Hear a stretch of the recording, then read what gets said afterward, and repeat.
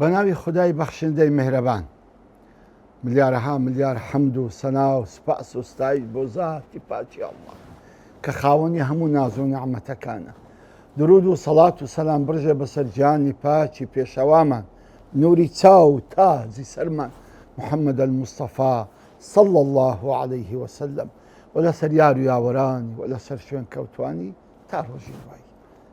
خۆشەویستانم ئازیزانم، سەلام و ڕەحمەت و میهرەبانی خوای گەورە بڕژێ بەسەر دڵ و دەرونی هەمومان. خوشحاڵم ئەو جارش لە بەرنامەکەی خۆتان ڕێگای گەیشتن بە خزمەتتان شاد بوومەوە.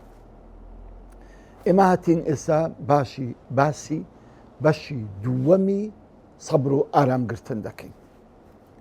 لە حەڵقەی ڕابردوو باسی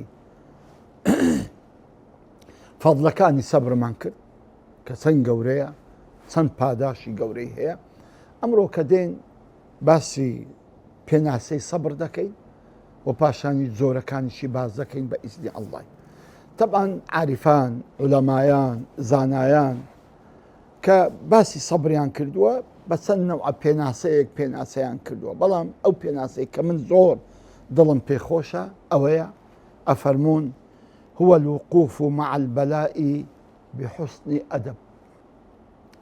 ڕاوەستانە لەگەڵ ئەو بەڵاو ناڕەحەتیانەی کە دێنە سەرت بە ئەدەبەکی ئەو پەڕی جوانی ئەدەب. سبحان الله. یعنی چی؟ یعنی کاتێک هەر بەڵایەکت بەسەدادێ نەکەی شەکوا لە خوای متعال بکەی، نەکەی گلەیی لە خوای گەورە بکەی، نەکەی هیچ شتێک بڵێ بەرامبەر خوای متعال کە تۆی تاقی کردیتەوە بەو موسیبەتە و بەو ناڕەحەتیە. جابۆی الوقوف مع البلاء بحسن أدب. ڕاوەستان لەگەر ئەو بەڵاو ناڕەحەتیانەی کە بەرامبەرت دێن، ڕاوەستە ئارام بگرە، ئەو پەڕی ئەدەب بنوێنە بەرامبەر ڕەب العالەمین. تەبعاً شەکواکردن دوو زۆرە.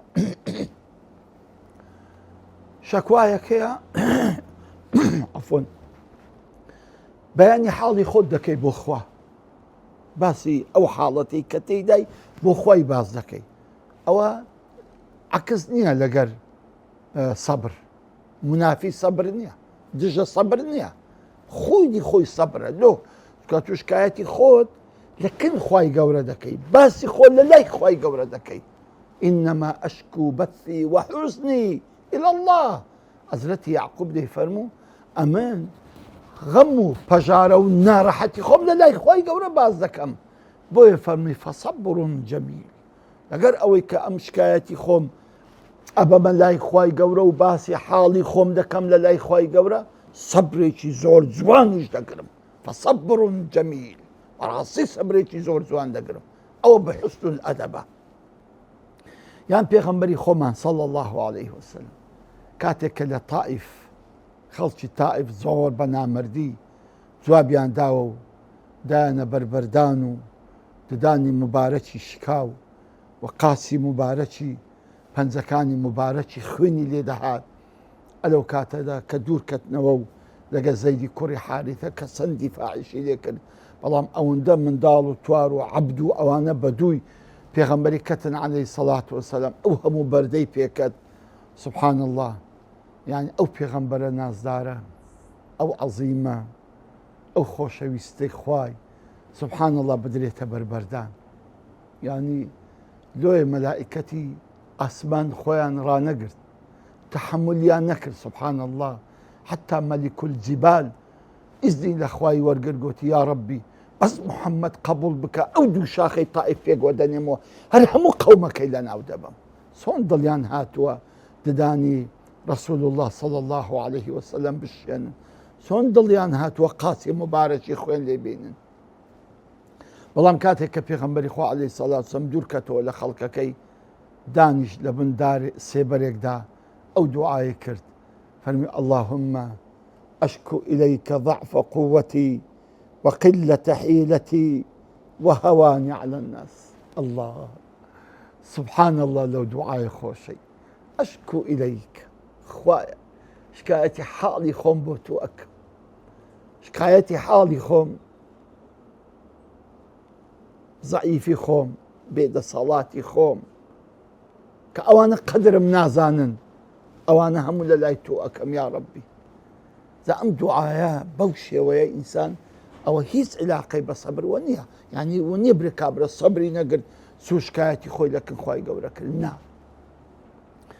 زوري دوام للشكوى أو لكن خلطشي باسي أو قلي أو شتانا بكي كخوا بسرتي هنا والله توشي بلايا كاتيما توشي مصيبتك بوما توشي أو كاتو شكايتي لخواي دكي شكايتي لخواي دكي لكن بندكاني خواي قورك كتسيان بيناكري هيز صلاة يعني سدت وانا لبوتو كان ببي إذنو إرادة ومشيئتي خواي قورا يتسيان بيناكري أو منافي صبرة أو دج الصبرة أو الصبر نقرتنا زعب راسي إنسان دبي زور آقاي لخو بكاتك هربلا ونار حتى شي بسرهات نكا وكو قليي لخوا كردن بسي لكن خلشي باز بكاتن توشي تبلاي شي بوما توشي تدرد شي بوما بس أنا خوا توشي تسكردي ما استغفر الله أما شكاية كردنا الأخوة لكن شيء لكن بدا ضعيف وبيد صلاة كان خداي مهربان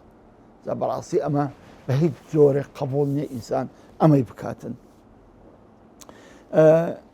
جا زور زاران هي أم شكوى كردنا يان أو تحرب زبانها يان أو تبقى خوف ونركون عليها واي أي بابا أوف ويتسم بسرات ويتسم بسرات يا ربي تسد بسر هنا يا ربي تسد بسر هنا أو شكاية برا أو شكاية بخلشي دي بزان خواسي بسر هنا إما قد إنسان قد لك لكاتي بلاو نارحتي قد أو حركة جولو أو قصانة بكاتن كبراستي نشاني أو بك بصبري كنشاني أو بكرازيني بو قدروا بو امتحاني خداي متعال كبسرتي هنا بين سر أوي بزاني صبر سنزورة صبر السيد زورية وزوري تريشي زورة بلام كودا كريتوا بسر أو سيد زورة أجنا سباسي أوش دكين يكمل صبر قرتن لسر طاعة وعبادة أما زور قرينجا براستي صبر قرتن لسر طاعة وعبادة زور قرينجا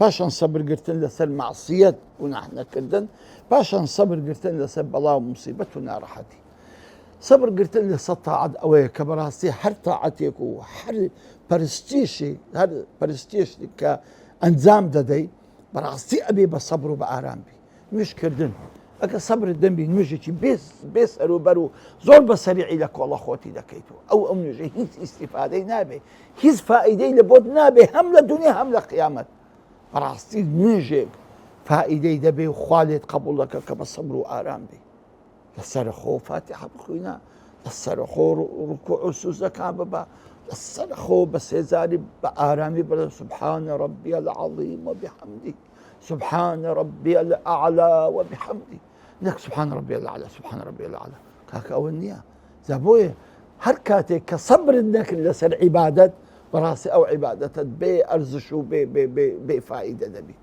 كاك الزهر قنينجا إما لهمو عبادة كان دا بصبروا بآرام بين إنزان عبادة كمان زور بقدروا ريكو بيكو ببركة دبي يوم الصبر قرتد لسر بلاو مصيبته نارحتي سد أبيت كدواء بعض ذكر طبعا صبر قرتن قتمان هم دبي لسر خوشيكان جيان بي هم لسر ناخوشيكان جيان بي سوك خوشيكان امتحانا وكو قتمان خواهي قولة فرمي أمن بندكاني خوم تاقيدة كموا ونبلوهم بالخير والشر فتنة أويك خواهي قولة بخيرش إما تاقيدة كاتوا كابرا بحياتي حبتشين أخوارديا بحياتي سريني شايا أو بريس صحة خوشيا وامتحانا صون باباي نخوش ودرد دارو نارحتو لخصخاني كوتو ولا مالي كوتو هم وحفتي لدكتورانا امتحانا قلب ساقي كشارواها امتحانا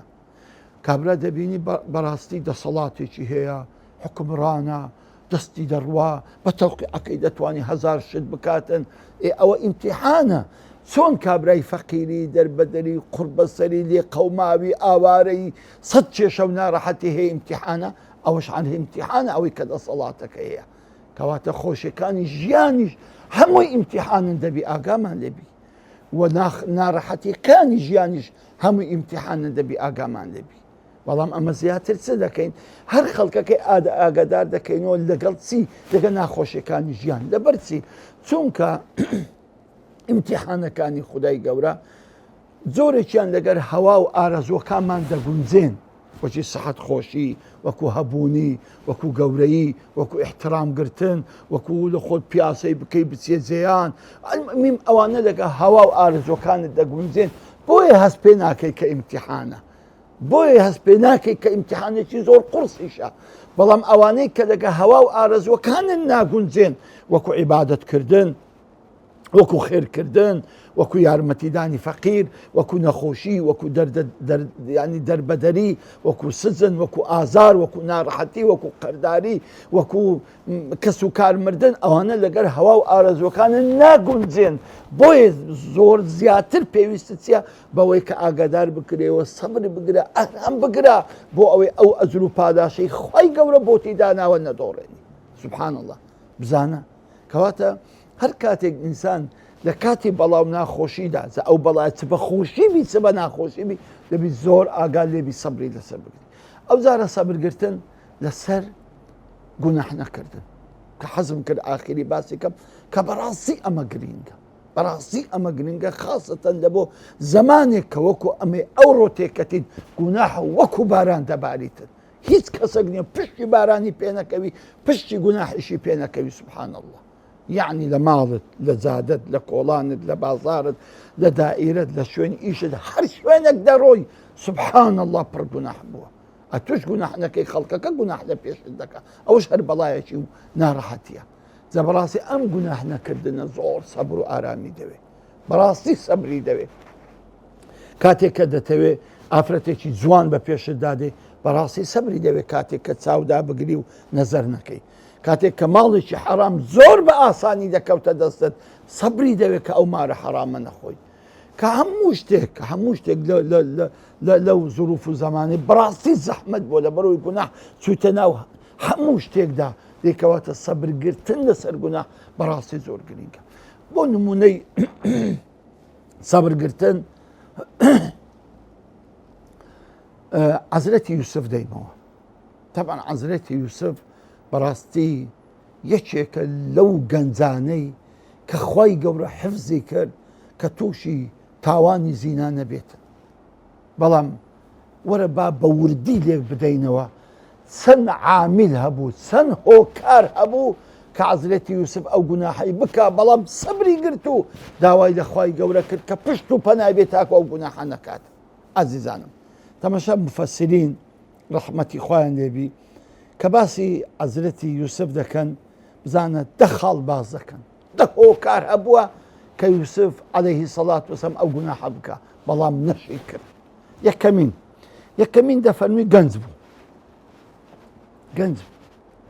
گەنج یعنی مەزەنەی گوناحی هەیە. دوو خاوەنی شەهوەت بوو، دائیمەن گەنج شەهوەتی زیاترە لەو کەسانی کەوە اختیارن. سێ ژنی نەی نابوو، کەسێک کە ژنی نەبی زیاتر تامەزەڵی ئەو گوناحەیە کە زولەیخا پێی گوت. چار غەریب بوو، کابرای غەریب کە خەڵکی وڵاتێک نەبی گوناحش بکە چ لە گۆڕێ نییە، خۆ خەرچی ئەو وڵاتەی نییە ئابڕووی بچی خەڵک ببینیتەوە، غەریبە هەر کەسی نایناسیتن. چار مەملوک بوو، یعنی بەندەی زولێخای بوو، لە بەندەستیوی بوو، کەواتە ئەو ئەمر و هەستان و دانیشتنیشی بەدەستە خۆی نەبوو، کەواتە ئەوە مەزەنێ ئەوەی کە زیاتر تووشی گوناحەکە بێتت. شەشەمین ئافرەتەکە جوان بوو، بەڕاستی ئافرەتەکە جوان بوو، ئەوە وەندێ دەکە کە زیاتر تووشی ئەو گوناحەی بی. پاشان ئەو ئافرەتە گەورەی بوو، ینی ئەمری پێدەکرد کە بیکە، ئەمری پێدەکرد. خاڵی هەشتم کەوە ئافرەتەکە داوای گوناحەکەی کرد بوو، خۆ یوسف داوای لێ نەکردبوو ئافرەتەکە داوای لێ کردبوو کە هەستا ئەو گوناح ئەنجام بدا کەواتە حاڵەتی جوابدانەوەی ئاسانترە وە خاڵێکی تر ئەوەی کە کەس نەیدیت یعنی جێکی شاراوە بخۆ کەس نەیدیتن کەواتە ئەمە مەزەنەی ئەوەیە کە تۆ گوناحەکە زیاتر ئەنجام بدەیت